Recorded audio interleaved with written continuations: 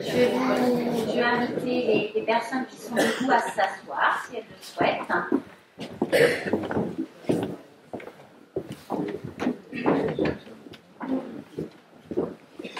Chères Sérentaises, chers Sérentais, mesdames et messieurs, je vous remercie d'être aussi nombreux aujourd'hui à cette cérémonie de vœux. Votre présence témoigne tout l'intérêt que vous portez à notre belle commune de Sérent.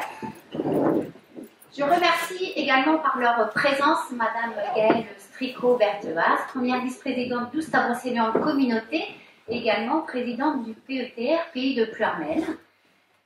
Je remercie également mesdames et messieurs les maires et élus municipaux représentant les communes avoisinantes, mesdames et messieurs les anciens élus, messieurs les directeurs d'école, mesdames et messieurs les artisans et commerçants, les chefs d'entreprise, les exploitants agricoles, les professionnels de santé, mesdames et messieurs les présidents et représentants d'associations, mesdames et messieurs les représentants de la gendarmerie qui ne sont pas arrivés, normalement ils doivent arriver, mais ils sont peut-être retenus sur l'intervention, mesdames et messieurs le représentant des sapeurs-pompiers.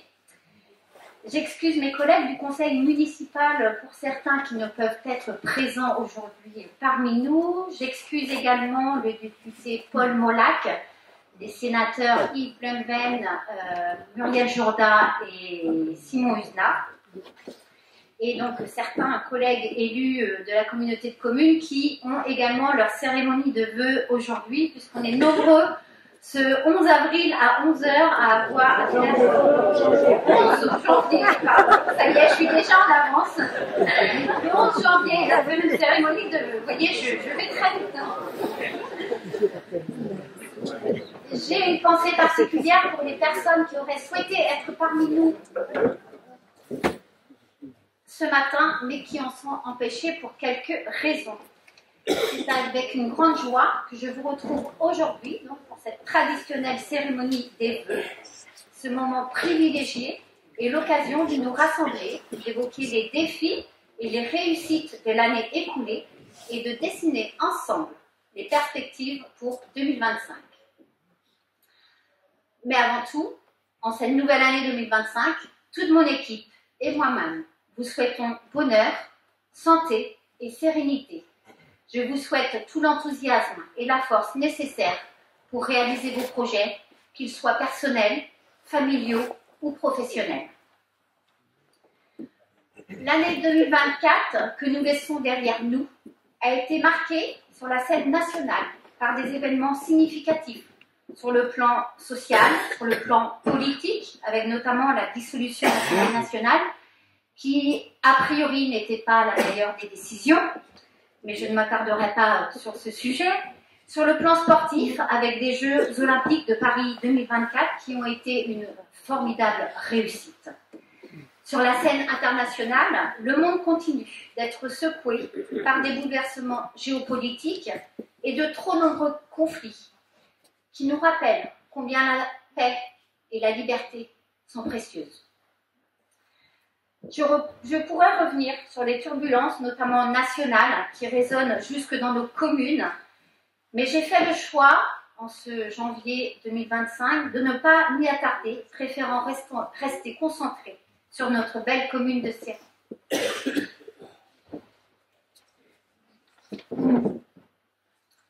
Comme vous l'avez peut-être lu dans la presse au mois de décembre, je vais revenir sur la population de Sérent.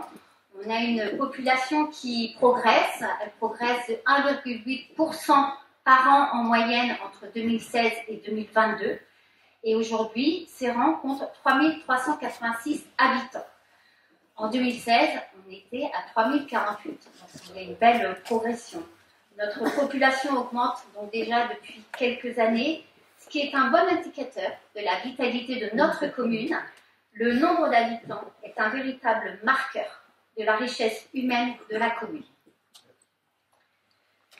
Un point rapide sur les finances, et je dis rapide puisque tout à l'heure je laisserai la parole à Céline Olivier, ma première adjointe, qui fera un point sur les finances de la commune et sur les activités économiques. Avec une dette abyssale et un déficit public qui côtoie les 6% En 2024, la France est entrée dans une crise budgétaire. Les collectivités locales sont soumises à l'obligation de voter leur budget en équilibre.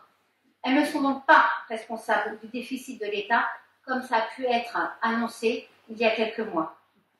Et pourtant, le contexte financier national complexe aura de multiples répercussions sur les budgets des collectivités locales qui devront être prudentes sur les budgets 2025. Les finances de notre commune sont saines, mais ça, Madame Olivier nous en parlera un petit peu plus tout à l'heure, avec un niveau d'endettement raisonnable. Cette situation est le résultat d'une gestion rigoureuse depuis déjà de nombreuses années à Serran. Cependant, comme je l'ai dit tout à l'heure, nous aurons des répercussions du contexte national. Et donc, lors de la préparation du budget 2025, qui devra débuter d'ici quelques jours, nous devrons aussi, ici à Serran, être prudents et nous concentrer sur nos priorités. Notre objectif est de conserver la bonne santé financière de notre commune et de poursuivre en même temps les investissements. Nous nous mobilisons pour garder le cap. La situation de la France aura des répercussions sur les finances de nos partenaires, et donc sur le Conseil régional de Bretagne, par exemple, sur le Conseil départemental, et ce sont des partenaires qui sont importants grâce à leur soutien financier. Et là, je vais me permettre d'ouvrir une petite parenthèse et je vais prendre ma casquette de conseillère départementale. Je vous promets, je ne serai pas très longue. Nos départements, depuis plusieurs mois, nous faisons face à une telle incertitude qu'il n'est pas facile d'aborder cette nouvelle année avec sérénité. L'Assemblée départementale a dû opérer des choix financiers très difficiles, pour ne pas dire douloureux, lors de la session budgétaire de décembre dernier. Nous avons voté la suspension des aides volontaristes aux communes, aux territoires, qui nous permettaient d'accompagner, comme je viens de le dire justement, les communes depuis des années.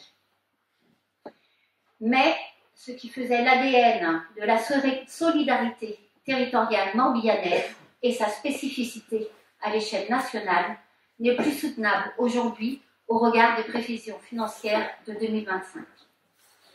C'est donc avec un grand regret que nous suspendons ces aides, mais cette décision s'inscrit dans une démarche de responsabilité. Et je parle bien de suspension et non de suppression. Et dès lors qu'il y aura retour à meilleure fortune, nous remettrons en place ces soutiens au territoire. Ces choix sont la seule façon de tenir le cap, malgré un contexte national extrêmement dégradé, que nous subissons de plein fouet. Le département reste pleinement mobilisé pour remplir les missions qui sont les siennes et qui sont essentielles pour les personnes, les plus fragiles notamment. En 2025, le département continue d'investir massivement en faveur des politiques sociales. Nous continuerons d'investir et d'agir avec la gestion rigoureuse que l'on nous connaît dans l'intérêt des Morbihanaises et des Morbihanais. Mais nous sommes ici à la cérémonie de Serran, donc revenons à Serran.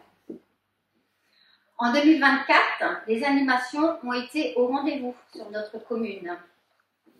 Vous avez certainement participé aux animations annuelles que sont la balade colorée, les Journées européennes du patrimoine, le Festival de l'étang ou encore le Forum des associations. Mais je ne vais pas tous les énumérer, ce serait déjà m'engager dans une liste à l'après-vert, au risque de vous endormir, et en plus au risque d'en oublier également. Donc je m'arrêterai là sur la citation. Je tiens à remercier sincèrement les élus de la commission animation, accompagnés des agents de la commune et des bénévoles pour leur engagement dans l'organisation de ces différents événements et pour la diversité des propositions. Notamment, en août dernier, il y a eu une soirée apéro-concert qui a été suivie d'un cinéma en plein air et c'était plutôt une bonne formule et qui a connu un réel succès. Vous êtes également venus nombreux pour admirer le feu d'artifice qui a fait son grand retour. On n'avait pas eu de feu d'artifice à Serran depuis 2019 pour diverses causes et donc on a été heureux de pouvoir l'allumer à nouveau en 2024. En 2024, notre piscine municipale a connu une bonne fréquentation, mais il y a eu des nouveautés aussi qui ont été proposées. Il y a eu notamment des cours d'aquagym et des poules parties pour le plaisir des jeunes et des moins jeunes. Concernant l'évaluation financière du transfert de la gestion de la piscine de la communauté de communes à la commune de Serran, nous sommes toujours en pourparlers avec 12 procédants de communauté. C'est une négociation qui, on l'espère, va arriver à une issue favorable pour les deux parties, mais c'est une négociation qui se mène de façon clémente, j'ai envie de dire. Je sais que quelques citoyens ici sont impatients que ce dossier aboutisse. Nous aussi, je me permets de regarder la première vice-présidente. Je pense que du côté de 12 procédants de communauté, c'est également le cas. Mais c'est un sujet qui est beaucoup plus complexe qu'il n'y paraît. Et donc, nous ne voulons pas le négliger. Et nous sommes en contact aussi avec les services de Monsieur le Préfet, les deux parties, pour pouvoir avancer sereinement sur ce dossier. Malheureusement, nous n'avons pas encore abouti, mais je reste optimiste et confiante. Pour revenir aux animations de 2024, deux événements phares sont quand même à mettre en avant. Il s'agit dans un premier temps du Festival du livre jeunesse. Vous voyez les photos juste là. Vous pouvez voir qu'il y a eu énormément d'efforts de décoration qui ont été faits et c'était plutôt hyper sympathique de venir sur site. C'était sa 7e édition. Ce festival a accueilli près de 2500 visiteurs le samedi 16 mars. Et nous avons eu l'honneur ce samedi-là d'avoir la présence de Monsieur Blanès, qui est le directeur académique des services de l'éducation nationale, ou je devrais dire plutôt qui était directeur, puisque depuis ça a changé, il est parti sur d'autres fonctions. Cette 7e édition du Festival du livre jeunesse était synonyme de changement, avec un premier partenariat qui a été initié avec l'association Corrigan et compagnie. C'est une association qui met en œuvre un prix littéraire local dans les écoles de la circonscription de Pleurmel et qui travaille en partenariat également avec les médiathèques et les librairies du territoire. Donc cette année, ça a permis à des écoles qui étaient non seulement sur le territoire d'Oust-Saint-Procédant de communauté, mais également sur le territoire de Pleurmel communauté, de pouvoir participer et de recevoir des auteurs illustrateurs dans leurs écoles.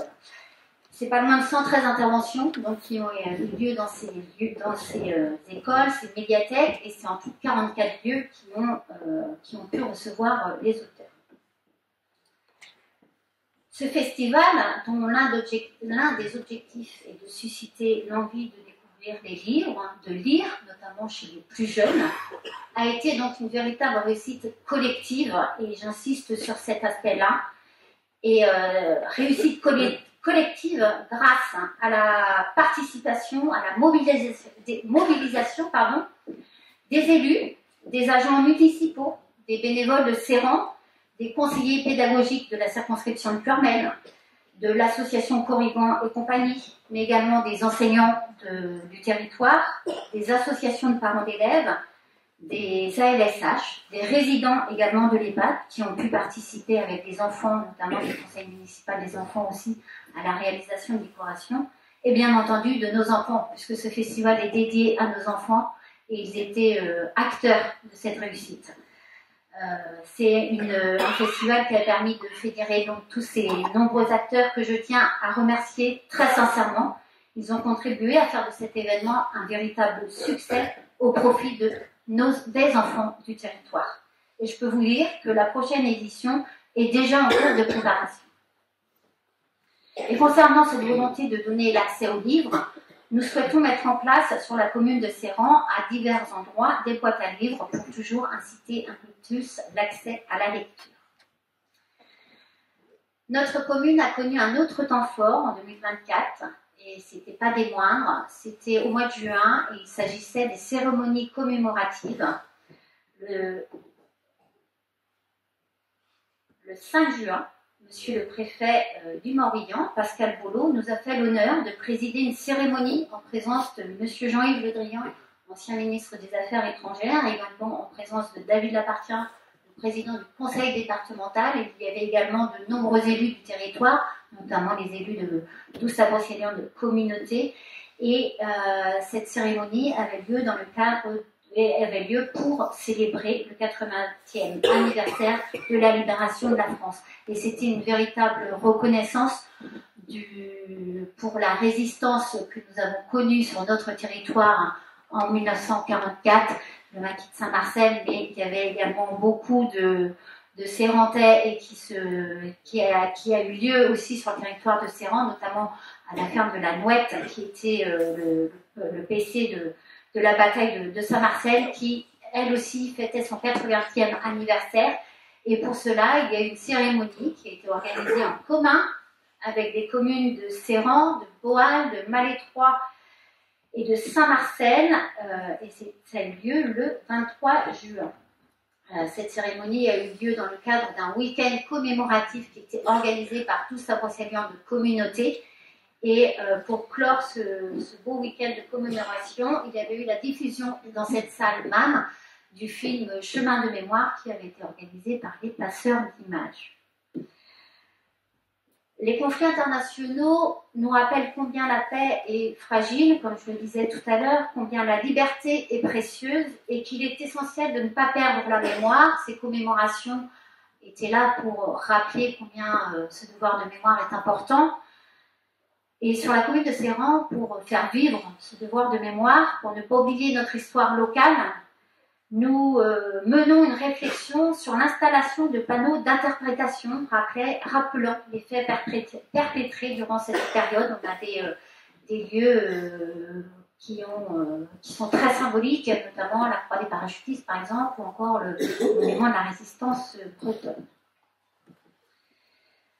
En fin d'année 2024, une belle et véritable reconnaissance pour les agents municipaux en charge des espaces verts a été l'attribution de 2 pétales par le label départemental Villes et Villages Fleuris.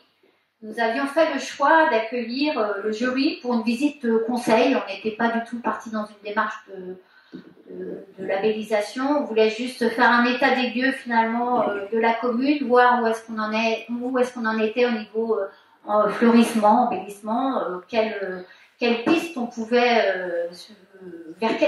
aller pour toujours améliorer les choses. Et au mois de décembre, lorsqu'il y a eu la remise des prix, ça a été une véritable surprise d'obtenir ce prix. On n'avait pas du tout imaginé que notre commune pourrait obtenir le pétale, donc on a été ravis. Et je ne peux qu'encourager nos agents municipaux à contribuer toujours plus à l'embellissement de notre belle commune. Et je rappelle que cette démarche est pleinement compatible avec la gestion différenciée des espaces verts. Alors la gestion différenciée, elle vise à concilier un entretien environnemental des espaces verts, des moyens humains et du matériel disponible, avec un cadre de vie de qualité, et cela s'inscrit dans le développement durable. Voilà pour ce qui était animation, embellissement. Passons aux réalisations en 2024 côté travaux. La réhabilitation du bâtiment actuellement occupé par la maison France Service a été achevée début 2024. C'est une annonce qui avait été faite au vœu l'an dernier. Donc, ça a été fait. Ça a été inauguré le 11 avril, en présence du président de la communauté de communes et de la vice-présidente également, puisque Maison France Service est un service communautaire. Et nous avions également la présence de Marie Wencker, secrétaire générale adjointe de la préfecture. C'est une très belle réalisation et c'est surtout un service qui est très utile à la population. Et donc, comme je le disais, c'est un service qui est géré par 12 Saint-Brocéliens de communauté. Une autre réalisation concerne le schéma vélo. Il a donc également été réalisé. Le chemin du paradis a été empierré et stabilisé pour le rendre utilisable par les vélos. Sur ce même chemin, 2 aires de repos ont été installées avec des bancs. Le sentier piéton devant la salle des fêtes a été enrobé pour faire la continuité justement jusqu'au chemin du paradis. Toujours dans ce schéma vélo, concernant la rue principale du centre-bourg, c'est la rue Général de Gaulle et la rue Général de Kérubé, le revêtement a été fait, les marquages de chaussée doux ont été tracés Des ralentisseurs ont été posés, et tout ça dans le but de limiter la vitesse dans le centre-bourg. Le long de la voie de contournement entre le rond-point le rond-point du Pont Salmon et la salle des fêtes, le sentier piéton a été enrobé également et a été protégé par un ouvrage de sécurité, ce qui permet de partir du centre-bourg pour aller jusqu'au chemin du Paradis en toute sécurité. Et il nous reste à sécuriser un point central dans le bourg, c'est au niveau de l'entrée du futur espace culturel, juste en face du restaurant Le Comptoir, où là, il est important qu'on finalise la sécurisation de ce carrefour. Une autre opération qui avait été annoncée lors de la cérémonie de vœux l'année dernière s'est concrétisée dans un délai très court. Il s'agit du réaménagement du bâtiment situé au 46 place Saint-Pierre. Alors c'est le bâtiment qui était anciennement le cabinet médical du docteur Wolf et ensuite du docteur Baudemont. Ces travaux ont été en grande partie réalisés en régie par les services techniques de la commune. J'en profite justement pour les remercier et souligner leur réel savoir-faire dans de nombreux corps de métier. Cette opération a consisté en l'aménagement de 3 cabinets médicaux. Et donc ces cabinets médicaux accueillent aujourd'hui les 2 sages-femmes qui auparavant étaient installées de façon provisoire dans un local juste à côté du dentiste et du médecin. Et puis ce réaménagement nous a permis d'accueillir un nouveau professionnel de santé sur la commune, le docteur Maillot-Tison, qui est pédiatre et à qui je souhaite la bienvenue. La création d'un 4e cabinet est actuellement à l'étude, ce qui permettra d'accueillir un autre professionnel de santé, déjà sur la commune, ou alors un nouveau, il sera le bienvenu. Nous sommes en revanche conscients du manque incontestable de médecins généralistes à Serran, et nous savons la grande difficulté à laquelle vous êtes confrontés lorsque vous souhaitez ou vous avez surtout besoin de consulter. Nous avions 2 médecins généralistes, nous venons d'en perdre un pour des raisons qui sont strictement personnelles, et c'est un médecin généraliste, elle a cessé son activité à contre-cœur. Quand bien même le domaine de la santé n'est pas un domaine qui relève des compétences de la commune, nous mettrons tout en œuvre, toute notre énergie dans la recherche de médecins généralistes, à nous élus d'être agiles, d'être innovants, pour faire venir ces médecins généralistes et les professionnels de santé en général sur notre commune. Et je souhaite qu'en 2025, l'accès aux soins soit une priorité. Côté urgence médicale, la commune a fait l'acquisition de 2 nouveaux défibrillateurs, ce qui amène à 4 défibrillateurs donc sur la commune, accessibles à tous. Ils sont tous positionnés en extérieur. Et donc, vous voyez leur emplacement sur la photo qui est en face de vous. Donc, il y en a un à l'entrée de cette salle MAM. Il y en a un au multi-accueil, donc juste en face de la salle des sports. Il y en a un au niveau du stade de rugby qui est désormais accessible. Et il y en a également un qui a été installé juste à l'entrée de la mairie. Donc, voilà, et vous trouverez des informations sur ce sujet justement dans le prochain fil du Sérentin qui arrivera bientôt dans vos boîtes aux lettres. Il y a quelques instants, je vous présentais l'avancée extrêmement rapide du réaménagement du bâtiment de la place Saint-Pierre, donc le bâtiment qui accueille les sages-femmes et la pédiatre, et un bâtiment, c'est une réhabilitation qui s'est faite en quelques mois. Nos agents du service technique n'ont pas chômé sur cette réhabilitation, et j'aurais souhaité que tous les projets de la commune puissent avancer au même rythme, mais malheureusement, ce n'est pas du tout le cas. Et toutes les opérations ne sont pas aussi rapides. Certaines même restent beaucoup trop longtemps à l'état de projet. Et donc là, je veux parler notamment de l'espace culturel et de la salle de spectacle. Au vœu de l'an dernier, j'avais imaginé leur inauguration en 2024. Mais ce n'était qu'un rêve. Mais ne dit-on pas qu'il ne faut pas abandonner ses rêves?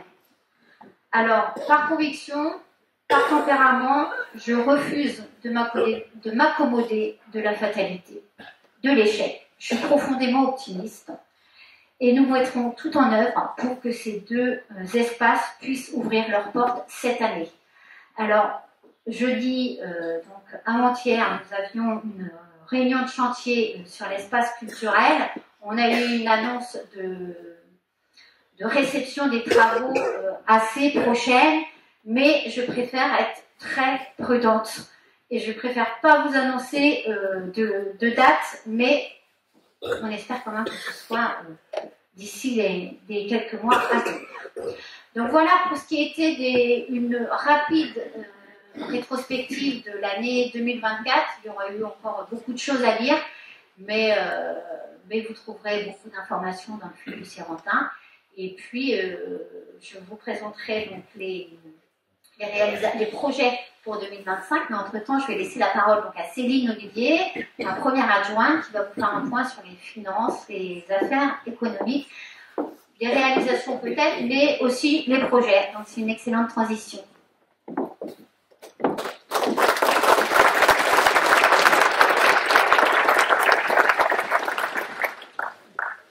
Alors, bonjour à tous.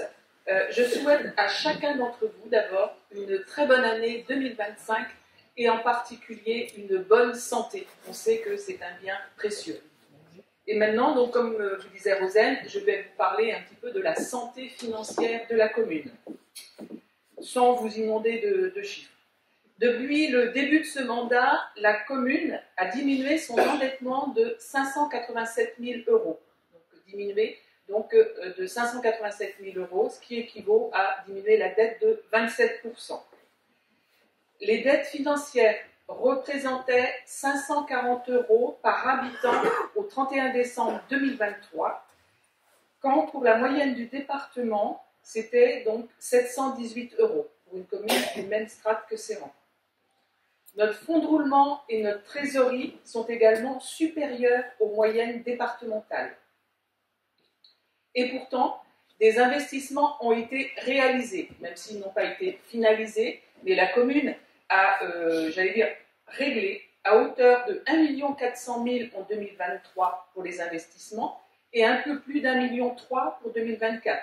Donc, ce qui fait au total, sur ces 2 années, 2 700 000 d'investissements qui ont été financés en partie par des subventions auxquelles la commune pouvait prétendre, mais également le reste, sans emprunter, tout par notre autofinancement, c'est-à-dire par les excédents que nous pouvons générer et que nous avons générés sur les années précédentes. Donc je conclurai en disant que la situation financière de la commune est saine, surtout étant donné le contexte national que vous connaissez. Nous devons quand même rester vigilants, notamment par rapport à l'évolution de certaines charges.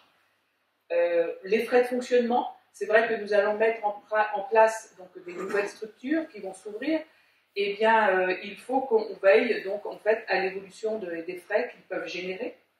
Et également un point sur le coût de l'énergie.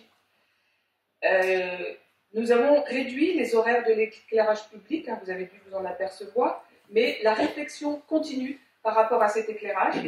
Nous avons sollicité Morbihan Énergie, qui nous a réalisé un diagnostic qui aboutit à des propositions d'optimisation. Une réflexion va s'engager également par rapport aux bâtiments publics pour réduire la consommation énergétique. À titre d'information, le coût électrique pour la commune en 2023 était de 55 000 euros. En 2024, il a été de 122 000 euros. Donc, nous devons rester vigilants. Et nous devons être d'autant plus vigilants que nos ressources dépendent de plus en plus de l'État. Nous avons tous bénéficié, entre 2020 et 2023, de l'exonération de la taxe d'habitation. Ça peut nous faire plaisir, mais ce qu'il faut savoir, c'est que cette taxe d'habitation, elle était une ressource certaine pour les communes. Aujourd'hui, c'est l'État qui compense. Mais jusqu'à quand ? Donc voilà le petit point donc, financier. Donc, retenez quand même que la situation financière est saine. Ça nous permet donc d'aborder sereinement donc, les années à venir. Mais j'allais dire, on doit quand même rester vigilant. Un petit point sur la situation économique. L'année 2024 a vu s'installer sur ses rangs plusieurs professionnels, près de 10, soit par une création d'entreprise ou soit par une reprise. Vous avez régulièrement ces informations sur la page économique de notre fil du Sérentin. Mais vous pouvez aussi trouver donc, la liste de tous nos professionnels sur le listing qui vous est distribué régulièrement ou sur le site de la commune. La municipalité se veut active dans la mesure de ses moyens pour faciliter l'installation de nouveaux commerces ou de nouveaux services. Elle essaie de créer des conditions pour rendre ces rangs attractifs et diversifier l'offre. Par le passé, la commune a créé des cellules commerciales, rue Fontaine-Saint-Pierre, près d'Intermarché. Elles sont aujourd'hui toutes occupées.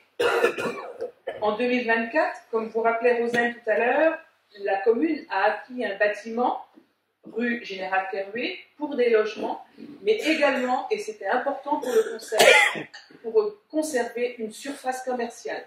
Donc là, il y aura une surface commerciale d'à peu près 60 mètres carrés qui sera disponible donc à moyen terme après les travaux. Nous recevons également des investisseurs qui ont des projets de rénovation ou de construction de locaux neufs à destination donc, de professionnels. C'est le cas à l'emplacement donc, de l'ancien restaurant Saint-Pierre. Là vont être réalisées 3 cellules commerciales qui seront disponibles donc fin 2025, début 2026. Donc là, toujours, donc, qui va augmenter en fait l'offre et la possibilité donc d'installer des professionnels. Donc ce qui est frustrant aujourd'hui pour nous, c'est de recevoir des professionnels qui ont éventuellement cette envie de s'installer sur ces rangs, mais pour le moment, eh bien, on a peu ou très ou pas de locaux disponibles. Et une petite information également, aujourd'hui, il y a un local de 250 mètres carrés qui est disponible en location sur la zone de la Madeleine. Et toujours dans l'objectif de favoriser l'installation de nouveaux artisans ou des conditions plus favorables pour d'autres, nous avons créé une zone artisanale qui va se situer donc route de Malais 3 et que nous allons nommer la zone des Fréchets. Les travaux d'aménagement vont démarrer en 2025. Et à ce jour, donc, il y a déjà plusieurs professionnels qui ont manifesté leur intérêt pour y installer leur activité. Nous pensons que très très rapidement, elle sera complète. Mais au niveau de la surface, on était limité par rapport aux obligations du PLU. Au niveau du parc d'activité du Gros Chêne, parc donc, qui est géré par la communauté de communes, par l'OBC, vous avez dû voir que des travaux ont été réalisés en 2024 pour accueillir donc, de nouvelles entreprises. Eh bien aujourd'hui, ce sont pas moins de 7 entreprises qui ont un projet sur ce parc. Une réflexion d'ailleurs a été engagée avec elles pour mutualiser les espaces. C'est vrai que l'heure n'est plus à l'étalement, mais plutôt à la diminution de l'artificialisation du foncier. C'est vrai que s'installer à Séran a des avantages. Notre commune, depuis le 1er juillet 2024, bénéficie d'un dispositif fiscal qui s'appelle donc FRR, ou France Revitalisation Rurale, et ça donne donc pour toutes les entreprises qui ont moins de 11 salariés un avantage pendant 8 ans. C'est-à-dire que pendant 5 ans, que ce soit l'impôt sur le revenu ou l'impôt sur les sociétés, ces entreprises ne vont pas payer d'impôts, ou les professionnels indépendants ne vont pas payer d'impôts. Et ensuite, les 3 années suivantes, c'est dégressif. Donc c'est quand même un intérêt. L'OBC, qui a la compétence économique, accorde également une subvention à hauteur de 7 500 € sous certaines conditions. Et donc, nous nous tenons toujours à disposition de toute personne qui souhaite créer une activité professionnelle sur Séran pour échanger sur le projet ou les possibilités d'installation. Voilà, j'ai démarré mon propos en vous souhaitant une bonne santé. Je finis en souhaitant une bonne santé économique à tous nos professionnels indépendants, chefs d'entreprise, agriculteurs, artisans, commerçants, professionnels de santé, professionnels de bien-être. Ils contribuent par la création d'activités à l'attractivité de notre commune. Et je terminerai en faisant remarquer que chacun d'entre nous peut contribuer à leur réussite et à leur maintien sur la commune par ses actes d'achat et ses dépenses. Bonne année à tous.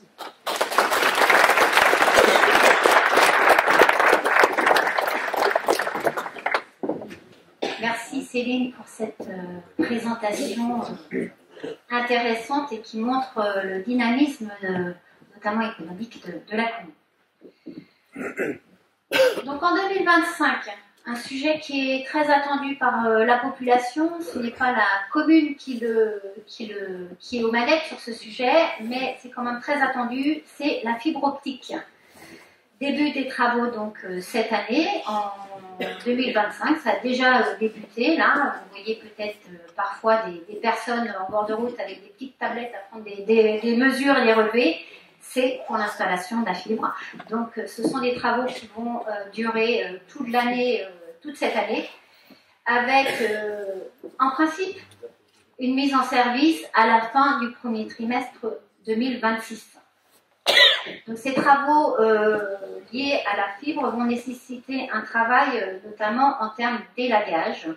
Et les propriétaires qui vont être concernés seront sollicités par les entreprises chargées des travaux. En matière de logement, c'est rend, bien que nous soyons une commune rurale, on connaît aussi les difficultés de logement et notamment au niveau du locatif.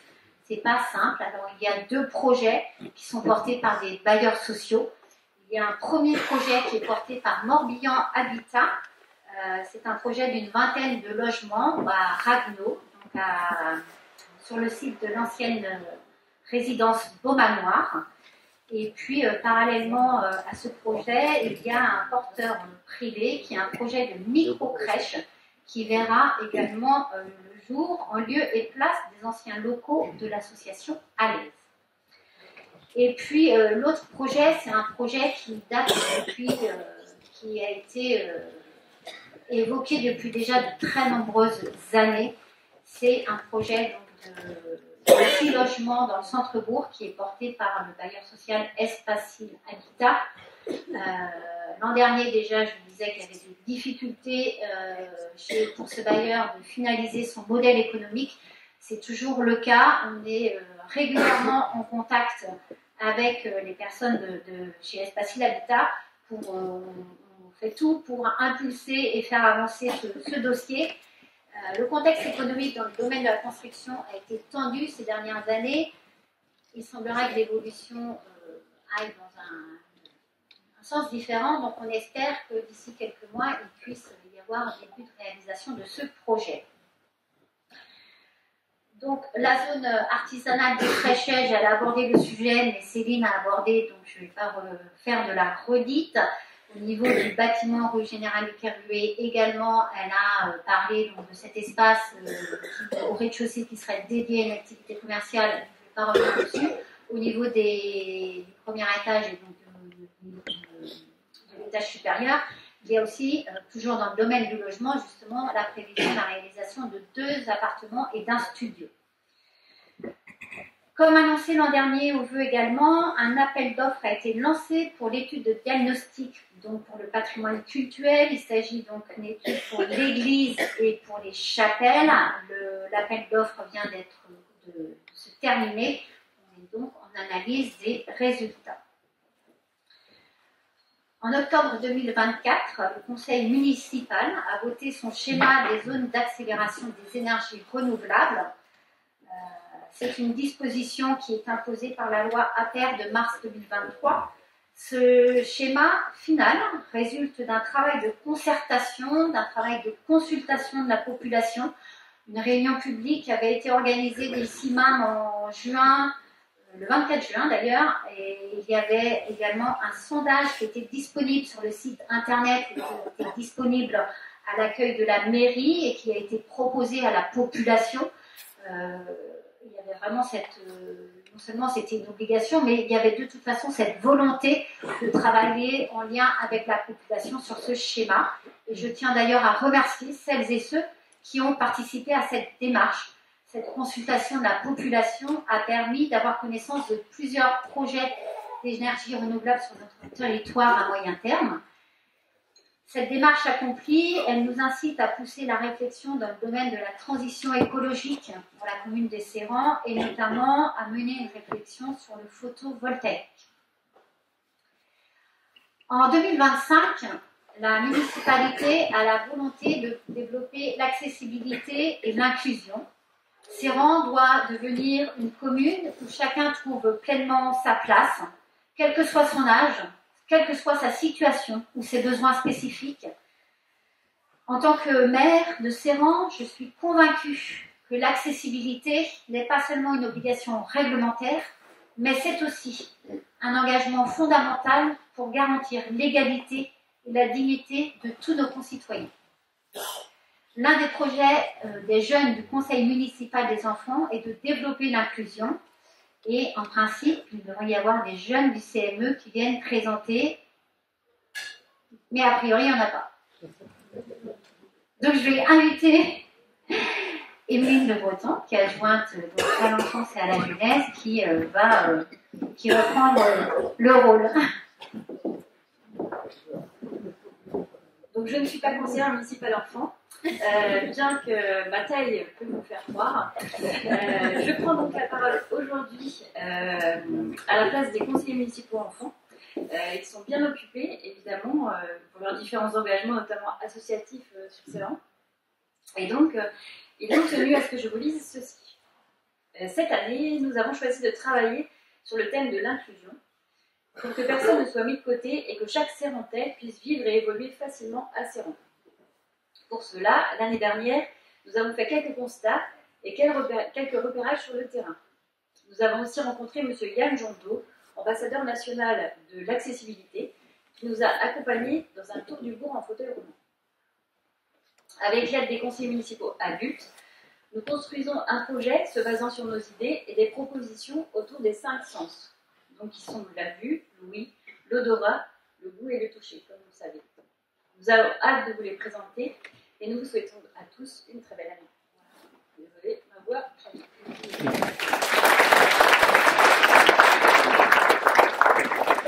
Merci Emeline pour ton agilité en l'absence des conseillers municipaux enfants. Nous serons donc à l'écoute de leur projet.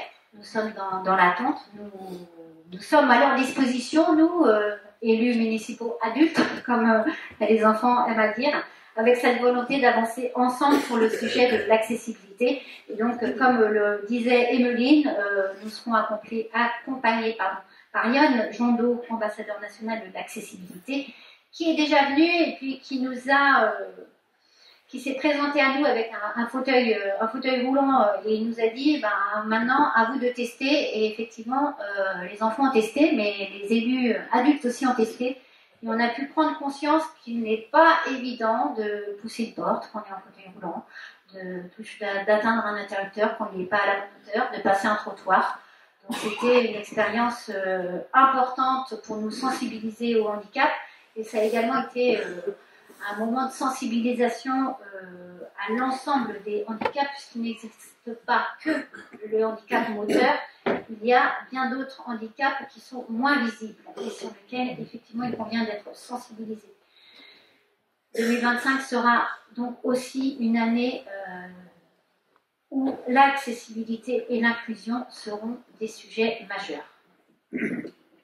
Nous avons donc de beaux projets pour 2025 pour cette nouvelle année, des projets que nous aurons à cœur de faire aboutir pour le bien commun, pour vous, Serrantaises, Serrantais, pour l'intérêt général.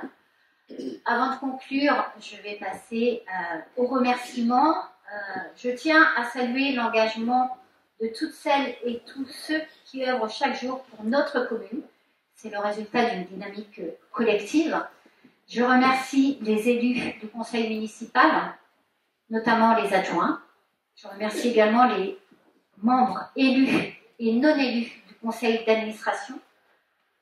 Je suis fière de pouvoir compter sur cette équipe. Je suis consciente d'avoir cette chance de travailler avec eux. J'espère qu'ils sont satisfaits aussi de venir m'écouter. Je sais combien les affaires municipales mobilisent du temps, la semaine, le week-end, pendant les vacances, des réunions en soirée, et j'en passe.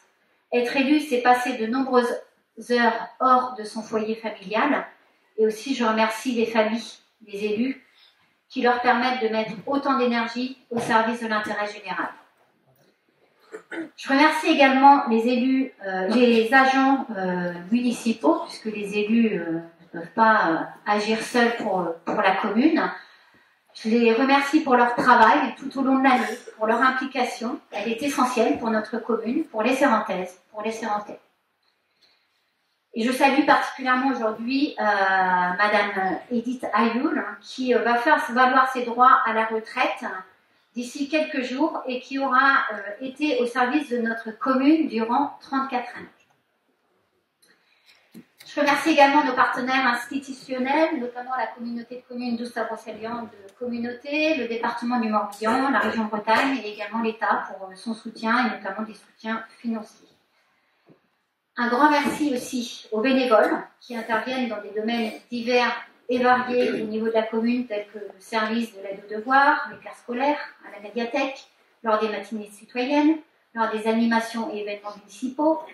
Mais je n'oublie pas non plus les piégeurs de ragondins, qui sont très importants, et notamment leurs actions sur la commune. C'est important, notamment pour la sécurité publique. Je remercie également sincèrement les membres et les bénévoles des associations, avec plus d'une 50aine d'associations à Séran. Les acteurs associatifs, qu'ils soient bénévoles ou salariés, participent dans leur grande diversité à la cohésion sociale, à l'animation et à l'attractivité de notre commune. Nos associations vous proposent des activités, des services, des événements pour tous les âges, ce qui contribue pleinement au dynamisme et à la vie de notre commune. Vous êtes une composante essentielle du développement de notre territoire. Vous êtes une véritable force vive. Je vous remercie. Je remercie également les différents acteurs économiques, les artisans, les commerçants, industriels, agriculteurs. Et bien sûr, vous toutes et tous, Sérantaises et Sérantais. C'est ensemble que nous relevons les défis et que nous préparons l'avenir de Séran. Séran nous rassemble. Merci pour tout ce que vous apportez à notre commune. Ensemble, continuons à faire de notre commune, de Séran, un lieu où il fait bon vivre, grandir et s'épanouir. Je vous souhaite à tous et à toutes une très bonne année 2025, une année riche de réussite et d'opportunités, et je vous remercie.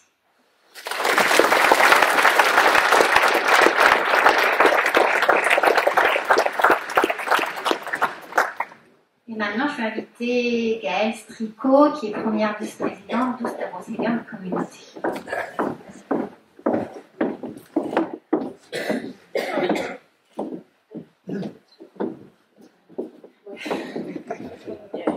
Différence de taille.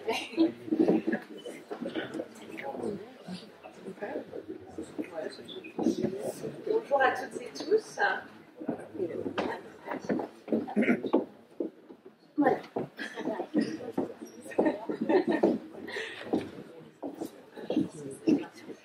Bonjour à toutes et tous. Rosen, merci beaucoup pour ton invitation à cette cérémonie des vœux qui est toujours un moment très important pour la vie de la municipalité. Je salue l'ensemble du conseil municipal.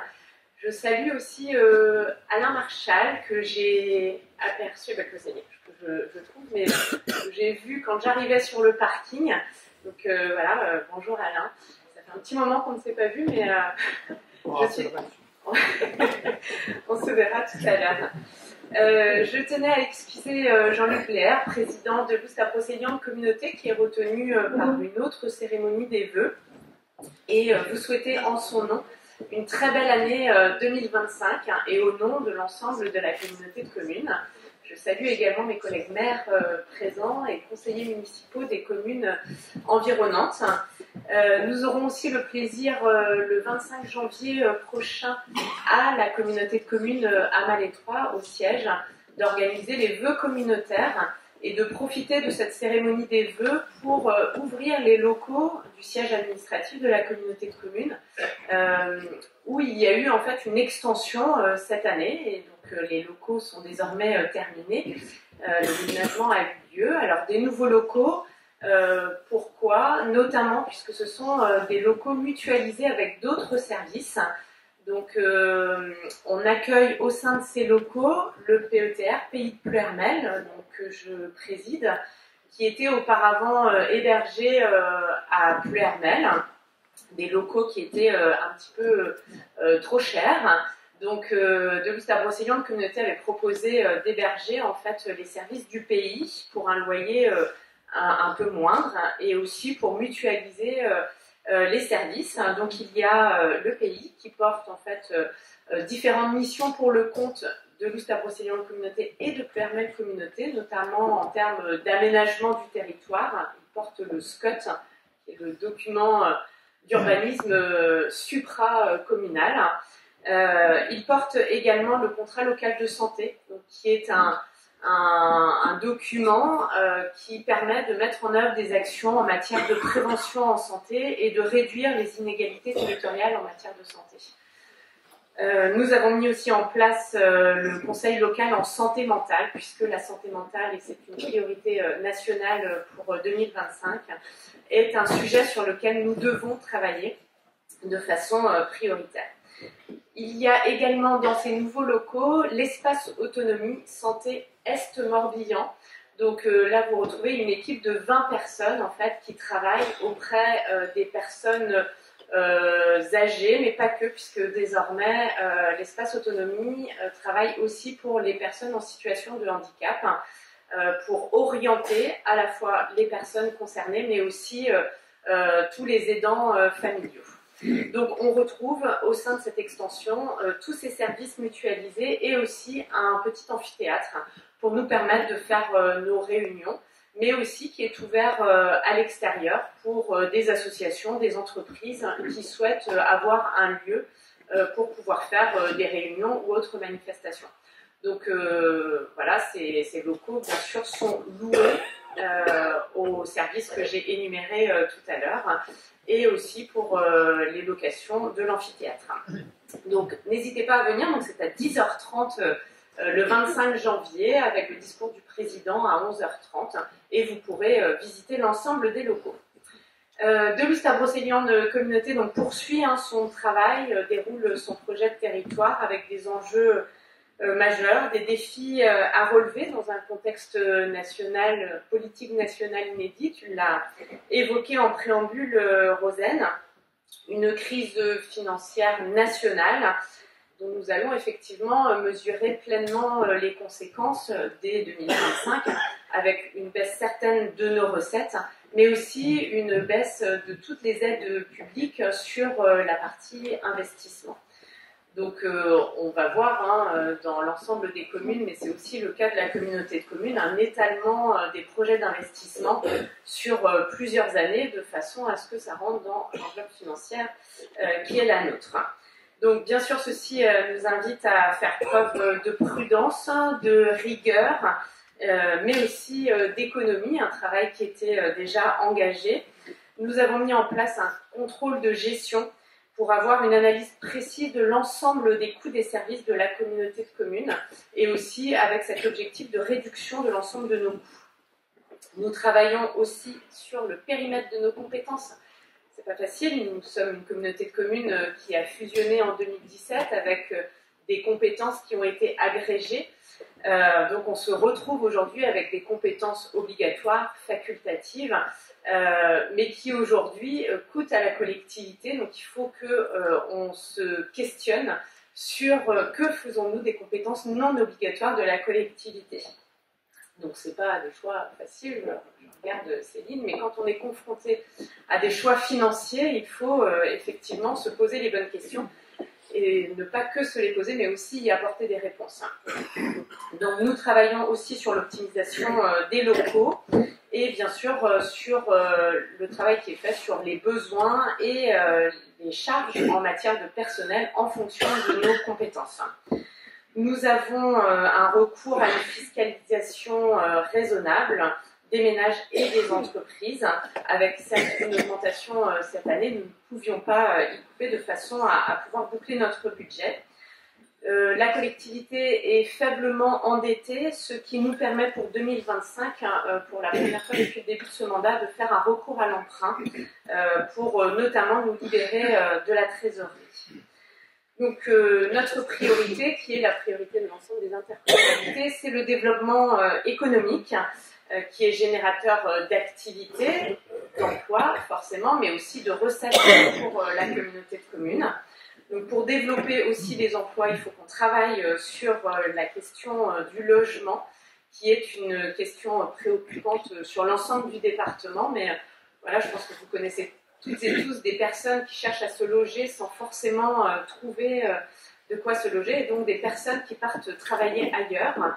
Donc il faut à tout prix qu'on puisse résoudre ces problèmes. Il y a plusieurs facteurs. En tous les cas, nous avons aussi des lois qui pèsent sur nous, et Céline l'a brièvement évoqué, mais avec un objectif de zéro artificialisation nette, c'est-à-dire la traduction concrète, c'est qu'on ne pourra plus construire sur des terres agricoles, naturelles et forestières. Donc on doit travailler différemment la question du logement, favoriser, ce qui est une très bonne chose, voilà. Sauf que nous avons un calendrier que le législateur nous a imposé, qui est très contraint, qui est difficile à mettre en œuvre, et qu'en parallèle, on sait que la réhabilitation des logements coûte très cher, et que les dispositifs d'aide qui sont attendus de l'État ne sont pas au rendez-vous. Donc il faut réussir à concilier un peu tous ces facteurs pour maintenir une population d'actifs sur le territoire. Nous avons des dispositifs à la communauté de communes d'aide à la rénovation qui ne permettent pas, c'est pas forcément ce qui va faire l'effet levier pour s'engager dans une rénovation, mais c'est toujours appréciable. Les travailleurs doivent aussi pouvoir trouver des services aux familles avec une communauté de communes qui est tournée vers les services à la population, avec beaucoup de structures de multi-accueil pour accueillir les jeunes enfants, les centres de loisirs, et aussi toute la politique culturelle et touristique. C'est ce qui fait l'attractivité de notre territoire. Tu l'as évoqué tout à l'heure, la fibre arrive sur ces rangs. C'est un facteur d'attractivité, mais c'est aussi une charge importante pour la collectivité, puisque en tout, sur l'ensemble du déploiement, c'est 8 millions d'euros pour la communauté de communes à sa charge, sachant qu'il y a aussi la part départementale, la part de la région et la part de l'Europe. Donc ce sont des coûts vraiment très importants, donc le territoire n'est pas entièrement couvert, mais progressivement, effectivement, ça se déploie. C'est quelque chose qui est très régulièrement demandé par les personnes qui souhaitent s'installer sur les communes. Également les entrepreneurs. Tu l'as évoqué aussi tout à l'heure, Rosen, la maison France Service qui a ouvert à Serran. Donc c'est la deuxième après celle de Guerre. Il y en aura une troisième sur la Gacilly. Donc vous savez, c'est un lieu commun qui regroupe plusieurs services administratifs. Vous pouvez y trouver le Trésor public, la Caisse d'allocation familiale, la CPAM, la MSA et plein d'autres. Ça montre vraiment l'intérêt, puisque je regardais les chiffres, en 2022 il y avait eu 2100 rendez-vous et en 2024 6500. Donc on voit tout l'intérêt. C'est aussi du fait du désengagement de l'État sur certains services nationaux qui sont du coup repris, mis dans ces maisons France Service. Pour autant, on a une aide de l'État. Là aussi c'est pareil, on ne sait pas pour combien de temps. Et une fois que la compétence est prise par la communauté de communes, c'est difficile après de faire machine arrière. Mais en tout cas, c'est un service qui donne pleinement satisfaction à l'ensemble de la population. En matière d'environnement, nous avons une loi qui oblige le transfert de la compétence assainissement collectif au 1er janvier 2026. Donc, nous avions souhaité anticiper, prendre le temps de faire les études sur chaque commune, en fait, pour voir quel est l'état des assainissements collectifs avant de transférer et de mettre en place un service public de l'assainissement collectif. Donc, nous sommes toujours dans cette obligation légale du 1er janvier 2026, mais avec les incertitudes politiques, effectivement, nous avions un Premier ministre, M. Barnier, qui s'était dit ouvert à ce que finalement cette compétence ne soit pas transférée de façon obligatoire, mais plutôt selon la libre administration des EPCI. Donc voilà, pour l'instant, on a toujours cet objectif de transfert au 1er janvier 2026. Donc tout ce qui relève de l'assainissement collectif devrait être de compétences communautaires au 1er janvier prochain.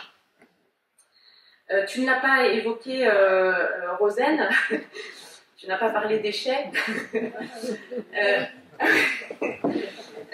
Quand tu as parlé de la FIP tout à l'heure, j'ai cru que tu allais parler de ce sujet très attendu que sont les déchets, avec effectivement cette harmonisation des déchets sur l'ensemble du territoire, l'harmonisation du mode de collecte. Donc vous êtes concernés, alors il me semble que ce sera mis en œuvre 1er mars. C'est ça, donc vous avez eu la réunion publique, les informations, la distribution des conteneurs. Donc ça va se mettre en place. Je suis maire de Saint-Abraham, je faisais partie d'une des 4 communes test. Donc depuis le 1er juillet, nous sommes avec ce mode de collecte. Voilà, je peux vous dire que même s'il y a des ajustements à apporter, même s'il y a des dysfonctionnements, parce que c'est normal, c'est un nouveau service, c'est un nouveau mode de collecte et tout le monde doit s'adapter, c'est un système de collecte qui donne entièrement satisfaction. Même pour les personnes qui étaient les plus réticentes sur ma commune, reconnaissent que ça donne entièrement satisfaction. Et nous devons, en toute responsabilité, avoir ce nouveau regard aussi sur le traitement de nos déchets. Nous pouvons et nous devons tous agir pour réduire nos déchets. À titre d'information, en 2023, chaque habitant a produit 173 kilos de déchets. Dans ces 173 kilos, les 3/4 auraient dû être triés, mais ne l'ont pas été. Voilà, ce sont des chiffres quand même qui doivent nous interpeller. Pourquoi est-ce qu'on fait cette harmonisation? Parce que nous avons aussi des obligations réglementaires françaises, mais aussi européennes, que nous sommes engagés pour l'environnement, et la réduction des déchets permettra de limiter notre impact et de répondre à ces différentes lois. Donc, nos habitudes quotidiennes, forcément qu'elles ont un impact sur la quantité de nos poubelles et que nous devons changer nos pratiques, même si c'est initié sur ce territoire depuis de très nombreuses années, nous avons encore cette possibilité de nous améliorer. Alors on parle souvent des 5 R, c'est de refuser les objets à usage unique, de réduire en ne consommant que ce qui est nécessaire, réutiliser en achetant plutôt d'occasion ou en privilégiant les réparations. Recyclons aussi les objets ou toute matière qui est valorisable et rendons à la terre en compostant un maximum. Vous avez des composteurs qui sont mis à disposition gratuite par la communauté de communes, n'hésitez pas. Alors il y a eu une petite pénurie sur l'année 2024, mais ça y est, il y a encore du stock, donc vous pouvez prendre rendez-vous à la communauté de communes. Ça permet vraiment de réduire le volume des déchets. Et oui, alors il y en a un sur ces rangs. Oui, il y a un point d'apport volontaire sur le parking de l'EHPAD. Voilà, vous pouvez amener effectivement vos déchets compostables. Alors c'est plus valable pour les personnes qui n'ont pas de jardin à disposition, mais rien de tel, ou alors des poules, clairement, pour réduire les déchets, les biodéchets. Donc voilà, tout ceci nous permettra aussi de maîtriser les coûts de collecte et de traitement. Je ne vais pas vous dire que la redevance ordures ménagères va baisser, puisque nous avons voté en fin d'année dernière encore une augmentation qui impactera selon les territoires et selon les compositions des foyers de façon différente. C'est pas de gaieté de cœur, mais nous sommes dans l'obligation d'équilibrer le service. Et pour l'équilibrer, effectivement, il fallait à nouveau avoir cette augmentation. En 2026, nous passerons à un autre système puisque nous serons à la redevance incitative avec une part fixe et une part variable, comme ça a pu vous être expliqué, ou comme ça le sera à nouveau. Donc ce sera plus juste puisque vous paierez aussi en fonction de l'utilisation du service. La redevance ordures ménagères, il ne faut pas oublier que ça comprend les déchetteries, que ça comprend le ramassage des ordures ménagères, mais aussi le traitement de ces ordures. Et tout ce qui est prévention aussi. Donc voilà, ça regroupe tout ça. On a toujours tendance à se dire que oui, ça coûte cher, et c'est vrai, mais ce n'est pas juste uniquement le ramassage de nos poubelles là où on les dépose. Donc voilà, en tout cas, vous dire qu'il y aura probablement des couacs. Il y en a eu sur les autres communes, il y en a encore. Je regarde Erwan, le maire de Carreau. Voilà, on doit s'adapter, c'est nouveau. Mais collectivement, on trouve des solutions. Si vous avez des choses qui ne fonctionnent pas, n'hésitez pas soit à contacter la communauté de communes, soit vos élus municipaux, et ensemble, on trouve des solutions. Donc voilà, je ne peux pas être plus longue, puisque effectivement des sujets, il y en a beaucoup, mais vous trouvez aussi toutes les actualités de la communauté de communes à la fois sur le site, il y a également l'application, mais aussi le magazine, et puis la lettre d'information aussi qui est distribuée dans les commerces. Donc voilà, et n'hésitez pas à nous solliciter. En tout cas, nous sommes sur un beau territoire, nous devons valoriser l'ensemble de ces atouts économiques, touristiques, environnementaux. Alors, nous avons travaillé sur une marque d'attractivité, donc le Morbihan vert. Alors le Morbihan vert, c'est pas que nous, mais nous avons été les premiers à poser cette identité sur notre territoire pour venir de façon complémentaire avec le Morbihan bleu, qui est plutôt le littoral. Donc souvent c'est la porte d'entrée, le littoral, mais nous on souhaite aussi capter toutes ces personnes et venir sur le Morbihan vert.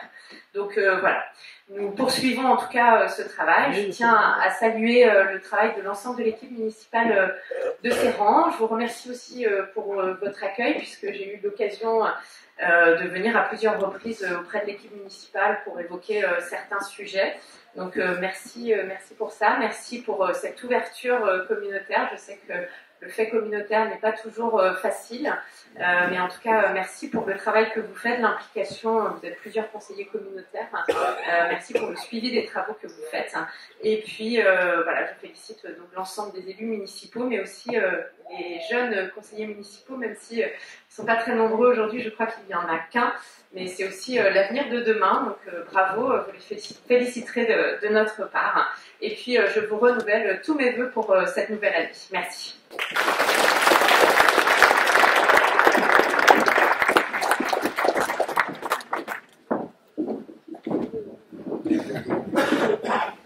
Merci beaucoup Gaëlle pour ces vœux et toutes ces informations communautaires. Cette cérémonie de vœux est terminée dans le sens, les discours sont terminés, mais arrive un moment essentiel, c'est le pot de l'amitié, le verre de l'amitié, et c'est là qu'on va vraiment démarrer les véritables échanges. À l'occasion donc de ce verre de l'amitié que nous vous offrons, nous vous invitons à goûter la bière qui est produite par la brasserie Barque, et c'est une bière qui est conçue avec une plante de la tourbière de Kerfontaine, le Myrica Gallet. Alors vous avez peut-être vu dans la presse, là il y a une conférence de presse en début de semaine et donc qui présentait ça. La tourbière, c'est un espace naturel sensible, donc on sait combien il est important de le préserver, mais il est aussi important de le valoriser et de montrer à la population ce qu'est une tourbière et toute son importance sur le territoire. Mais ce n'est pas en prélevant les quelques 200 grammes de Myrica Gallet pour à peu près, dans mes souvenirs, 800 litres de bière que nous allons mettre en péril la tourbière, mais bien au contraire la valoriser et la préserver. Donc je vous invite à prendre un verre de l'amitié et encore bonne année à tous.